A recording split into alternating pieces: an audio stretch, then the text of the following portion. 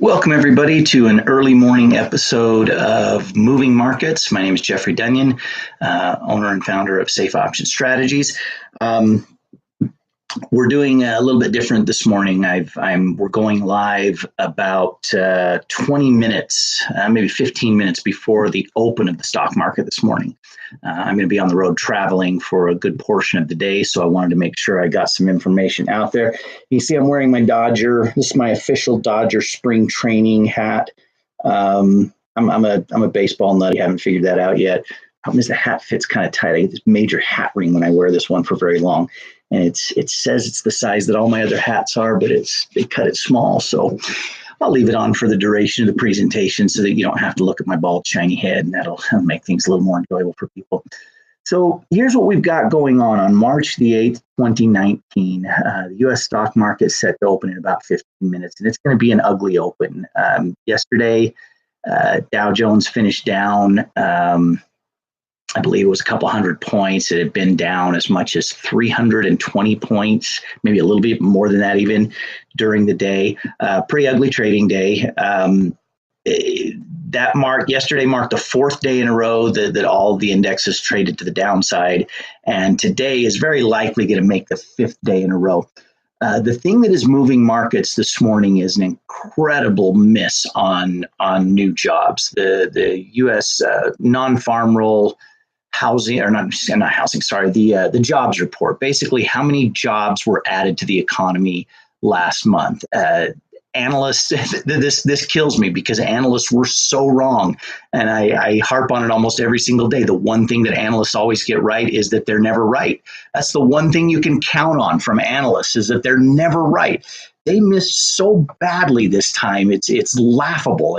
None of the people that were surveyed for the jobs number should still have a job this morning. They should be adding to the lack of jobs this morning. The number that was predicted by analysts was 180,000 new jobs. The number that came out was 20,000 new jobs. I mean, the markets would be down if there was a miss by 5 or 10 or 15,000. I mean, they missed by 160,000. That's how bad they were this time. Pretty pathetic.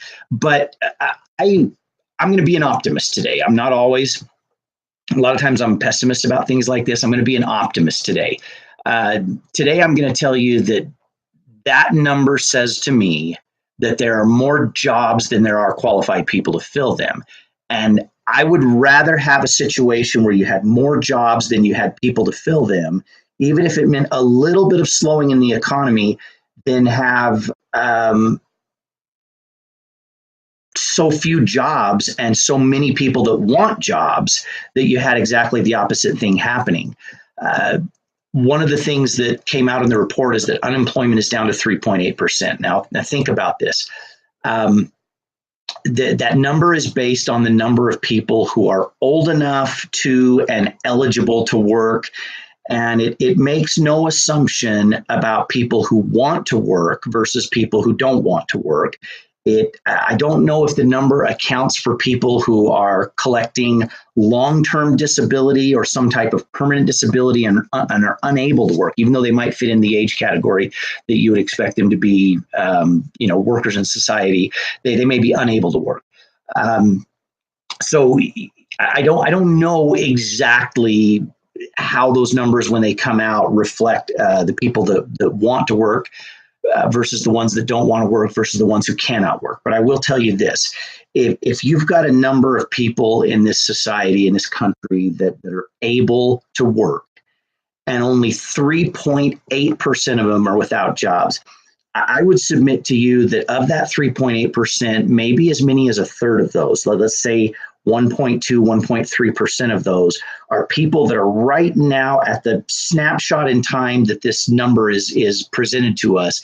They are transitioning. They have left a job. They are looking for the next job. They're in that interviewing process. They're counted as unemployed because they're unemployed right now. There may have been a downsizing in their company. There may have been layoffs. They may have been terminated for some reason. And it's not always a bad reason. It's not always that they're a bad employee or that there's something wrong with their performance. It could be simply a company has introduced some automation that takes the place of their job. That's going to be a bigger and bigger thing going forward. That's going to affect more and more people in their jobs. So it could be something like automation. It could be two companies that merge, and overall that's a good thing. And maybe overall that's going to create some new jobs, but it's going to eliminate their specific job right now today because of duplicity in those jobs and people overlapping that are performing the same function when two companies merge. So it's not always bad reasons. It could be something that's good overall for the economy and something that's bad for that person right now today. In my lifetime, I've had a couple of situations where I got fired once, and I very deservedly so. Thank you, Doug Burkett. I should never call someone out by name. He was a manager of mine that fired me, and he was in the right. I was in the wrong. So I'm not saying that to call him out and embarrass him. I don't even know where he's at today. Obviously, he's the guy that fired me, so we haven't stayed in touch exactly. We're not trading Christmas cards or getting our families together. But he was 100% right, and I was 100% wrong and got fired. There was a time when I was with a company that just laid off a bunch of people, and it was kind of a last in, first out kind of thing. There was another time when a company closed its doors one day. They were in business one day, they weren't in business the next day. And we don't have as much of that going on right now, but there are a lot of reasons why someone could be without a job. So figure about one. I'm guessing right here, this is not scientific. This is my opinion. I'm guessing that about 1.2, maybe 1.3 of those are people that are transitioning. And that leaves you with somewhere in the neighborhood of 2.5, 2.6, 2.4% of the people who, according to this report, should be able to work or should be working, and they're not. I'm going to tell you that probably represents the people that don't want to work. Simple as that. And for whatever reason, they're people, maybe they don't have to work. Maybe they've got a spouse who is working and they got laid off at a job and they're just not in a hurry to find a new job. They might be close enough to retirement, but are still qualified to pick up some unemployment benefits, and they're going to do that. And you have people that are lazy. Straight up, people that are lazy and say, hey, I'd rather not work and get this little bit of money on welfare and unemployment and whatever other benefits I could get. I'd rather be lazy and do that than go out and work and maybe earn the same or a little bit more money. I think at times we don't give people enough incentive to go out and work who could be working. You have people whose circumstances, they may not have a physical disability, but their circumstances might make it incredibly tough to work. You might have a single mom who is technically eligible to work, but because of some family help or some friends' help, maybe she sees it as a better option right now today to take care of a young child and not work and then trade that money for babysitting. And if circumstances allow her to do that, and there's a little bit of help in the way of benefits, probably WIC and maybe some welfare.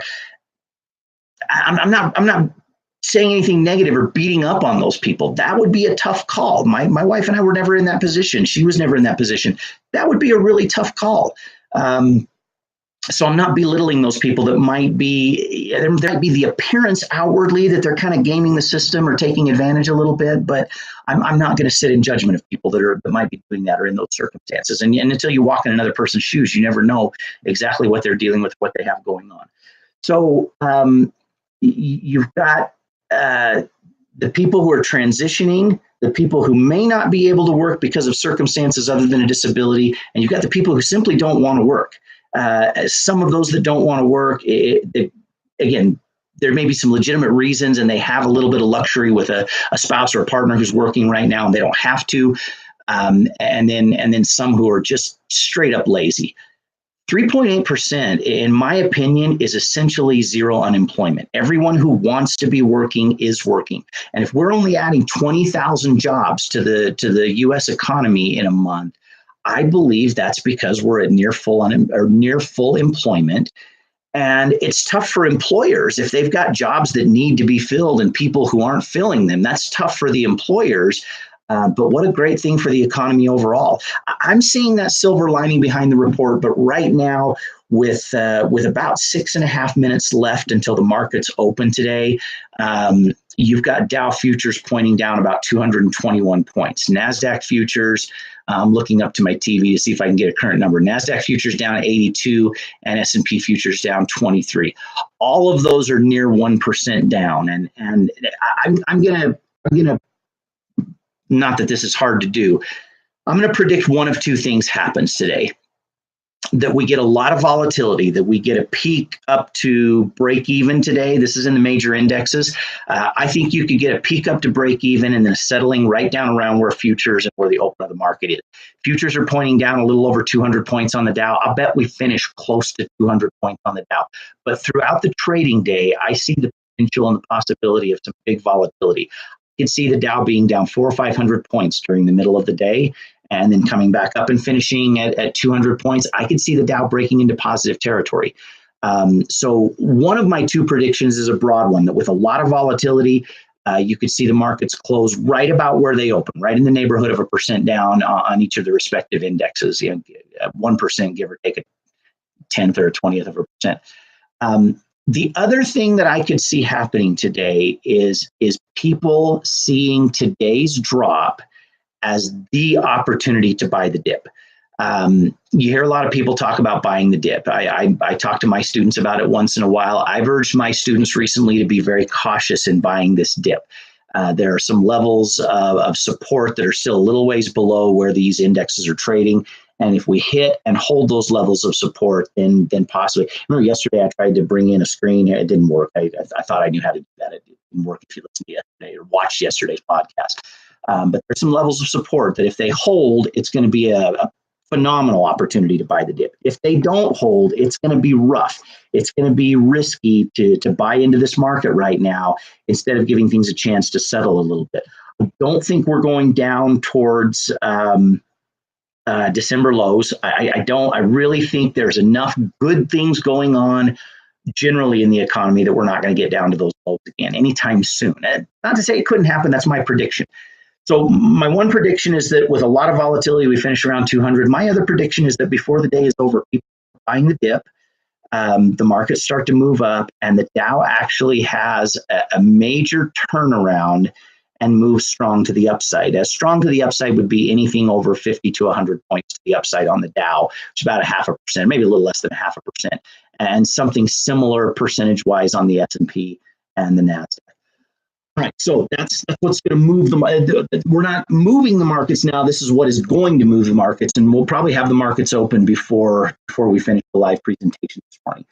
All right, so now I want to shift gears a little bit. I've been talking for the last few days about American Outdoor Brands Corporation and what we think is going to happen with American Outdoor Brands Corporation. Interesting that the stock is trending down over 7% in pre-market. Now, pre-market is never a guarantee of what's going to happen when the market opens, but it certainly is an indicator of what's going to go on. The numbers that came out on American Outdoor Brands Corporation were mixed. They actually had, they were actually negative in terms of profit. They posted a loss in overall revenue, but it was based on a one-time, some one-time expenditures and write-offs and some one-time scenarios that are kind of justifiable. I haven't dug into the details enough to be able to tell you exactly 4.8. Here we go. Here's some of the numbers on American Outdoor. Shares dropped 4.8%. This was a report that came out earlier this morning. Now they're down about 7.5%, just ahead of the market open. After fourth quarter beats that include ongoing weakness in the firearms market. To address the problem, AOBC is combining the Electro-Optics division, which contains firearms, with the Outdoor Products and Accessories division. Downside, they downed their full year 2020 guidance has revenue from 625 to 635. The consensus was 653 million, and earnings per share they have gone 69 to 73. Consensus was 85. So they beat on revenue, but they missed on profit. In other words, this is the simplified way to say it. They brought in more money than Wall Street and then the analysts expected them to do. Once again, the analysts were wrong. They brought in more money than the analysts expected. Because of some one-time expenditures, they went negative in terms of profits. So they spent more money than they brought in, and they're claiming it was a one-time thing. That's not good for the stock price. It's it may not be horrible for the longevity of the company. This company isn't going anywhere. I think it's a well-run company. Primarily, it's handguns. The founders of Smith and Wesson. It's the parent company of Smith and Wesson. That's really still the core of their business, although they've got a lot of other stuff. And so here's what is likely going to happen with American Outdoor Brands Corporation. They're trading right now pre-market. Let me see if I can get you. Closing price yesterday on American Outdoor Brands was $11.37. They were actually up 20 cents a share yesterday, which was surprising. At the open this morning, they are expected to be down nearly 7.5%, 8%. And by the way, the market opens here in 3, 2, 1. And right out of the gate, the Dow down 125, 131, 150. Here we go. The Dow's going to go right down to 200 plus points down. American Outdoor Brands Corporation has opened up 80 cents to the downside, down a little over 7%. That still has them trading around 1053. If you were to look at and I realized yesterday I don't have the ability to bring it in. If you were to look at a start chart of American Outdoor Brands Corporation, you've got to go back. Oftentimes I have my chart set at 6 months. You've got to go back a year, I believe, maybe a little bit more. Sorry, I'm looking at it off the screen over here. You go back to August of last year.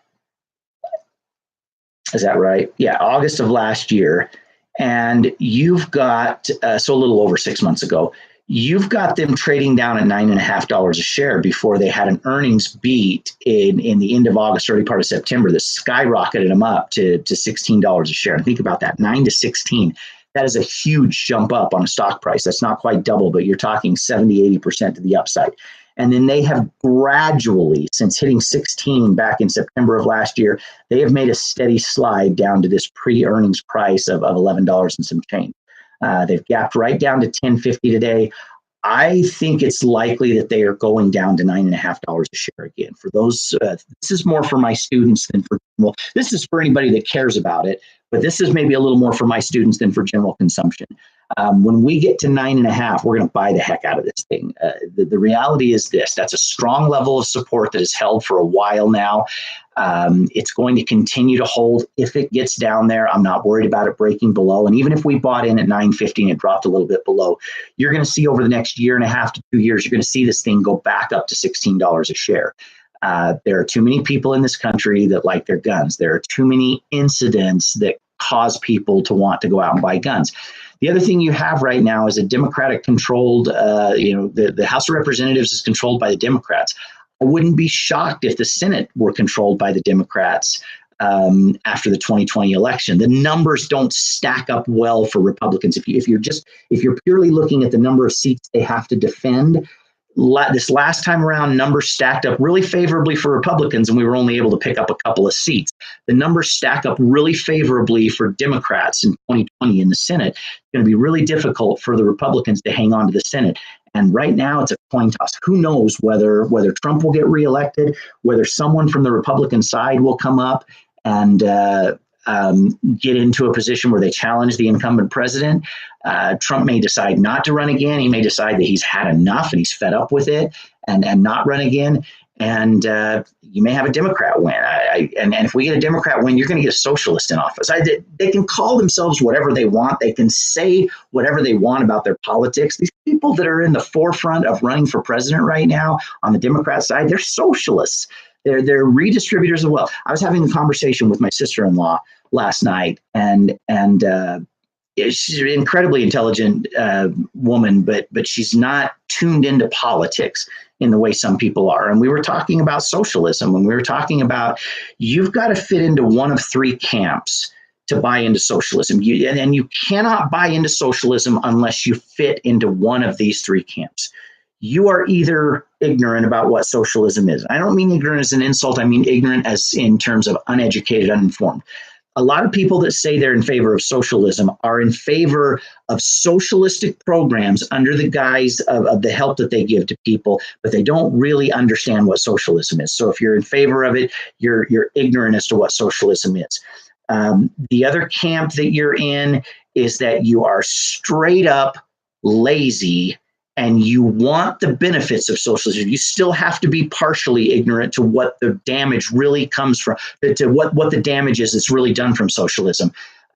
So you're either just ignorant as to what it is, or you are ignorant and you're lazy, and maybe you're less ignorant but you're more lazy. I guess that's the second category that I'm really explaining, is that you're lazy. You're okay with other people working to support you. You're okay with other people's money supporting you, and you don't want to do anything to receive that. And the third category you have to be in is the politicians who stay in power and who gain the most from socialism. Politicians that run the socialist programs, they're not the ones that suffer in socialism. They maintain their wealth, they maintain their status, and they become elevated. Democrats and liberals love to rip on income inequality. Socialism is the most glaring income inequality that exists. The worst income inequality anywhere in the world exists within socialism, because the people that are controlling it and running it, they maintain their wealth. They become ridiculously rich, or they're beholden to and part of the king's court of the rich people, and they live that lavish, rich lifestyle on the backs of everybody who's paying for it, and paying for it severely. And if you're not in the category of being ignorant, sometimes willfully ignorant, other times you just haven't opened your eyes and listened to the facts, or you're straight up lazy and it appeals to you to have someone else work to support you. And before you say that that's what a capitalist does who run, I had someone argue with me one time that anybody who owns a big company and makes a lot of money as the CEO and is a millionaire and has people working for him at minimum wage, it falls into that same category, that they like to live off the backs of what other people do. They're the entrepreneurs. Get that crap out of your mind. Nothing could be further from the truth. They got to that position because they put everything at risk. They earned it. They worked hard for it. They innovated, they created, they came up with something, and they deserve it. And they're the reason those people have jobs. That's not the case in socialism. In socialism, the government, which produces nothing, the government makes nothing, produces nothing. The only way the government exists is to take money away from the people and from the citizens. That's the only way government can exist. So the government produces nothing, they make nothing, they innovate nothing, they create nothing, they take, and then distribute according to their will. And we live in a little bit of that anyways, but they do it even worse. So if you're not ignorant as to what socialism is, you're lazy, and it appeals to you to have other people work to support you, or you believe you can get into that elite government status, that elite political status that will control and run everything. If you're not in one of those three categories, welcome to the Republican Party. Anyway, I'm going to wrap up right there. What are we? 7 minutes into trading, Dow is down 200, NASDAQ down 81, S&P down 24. I think that's close to where it'll finish. I'm leaning towards that being the spot where it will most likely finish. And I'm going to wrap up right there. Like I said, I'm going to be on the road. Thank you for joining me in another Moving Markets.